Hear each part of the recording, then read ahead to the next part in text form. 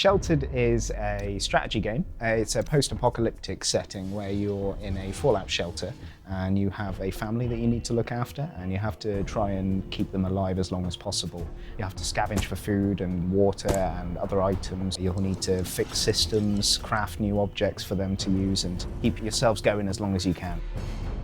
It released into early access a couple of months ago, so we're still in full production phase, and we're continuing to add new content and new features. It was important to us that we had a game that was really playable from the outset, so that we could get proper feedback from people and really get the community to help us shape the game.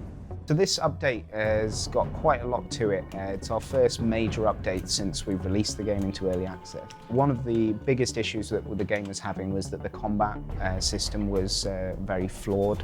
Combat is something that we wanted to really kind of update since launch, and it's the thing we've probably got more feedback about than anything else at this stage. We have overhauled it completely. The UI has been brought in line with the rest of the game, so instead of having this bar across the bottom of the screen, it's now on a context menu, the same as we have in the shelter when you're interacting with objects. We now have disarm, so they can disarm enemies when they're equipped. They can steal items from enemies. They can use items on themselves, like bandages and first aid kits. We've added in a status effect where you can start bleeding if you take a bad hit, and this will mean that you'll lose health. We have also updated the AI. Before, there was virtually no AI for the combat for the NPCs. They would just continually attack you, whereas now they will feel like they're actually trying to be a real person rather than just attacking you for no reason. So the AI should give combat a much nicer feel.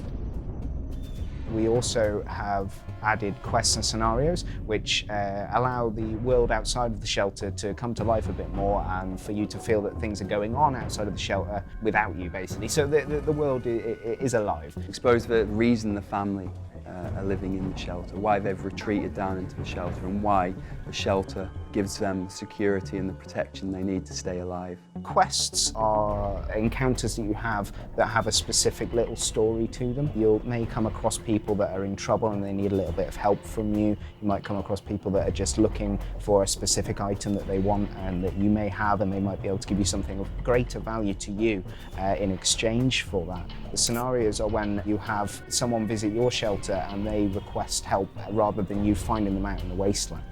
Scenarios can happen over a longer period as well, so you might have someone visit your shelter and ask you to go and help them deal with some person that's just robbed them or something, and you go and help them, but then that might continue on to another quest, and there's like another side of the story that you don't know about. So the scenarios are have more depth to them than the quests do.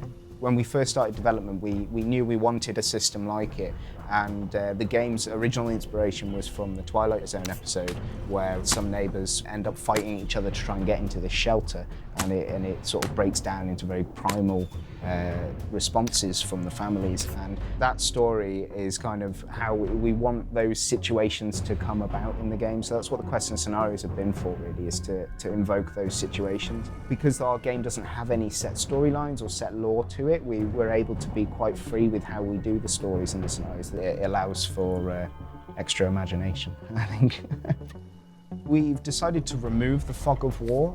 We found that this was causing quite a few issues in different areas, and we've basically gone with a different approach. Now, instead of uncovering the map through the fog of war, the whole map is visible from the get-go when you start a game, but all of the locations on the map are shown as question marks, so you don't know, you know where things are, but you don't know what they are until you've actually uncovered them. It's quite a big change for the players, and hopefully that will go down well with them. With this update, we've also added junk items. These are just extra items that have no direct use in the game. They can't be used to craft anything, but they can be used in conjunction with the recycling plant that we added in the last update to break them down and get some base items like metals and woods and plastic, things that people have been suggesting to us that they've been having trouble finding certain playthroughs. So having this option of finding junk that you can turn into stuff that's really useful, we think will really help the user. One of the great things about the game is that there are different ways of playing it. So people are going to have a lot of fun kind of exploring different strategies involved in staying alive. We're continually updating it during early access. We've got a lot more to come.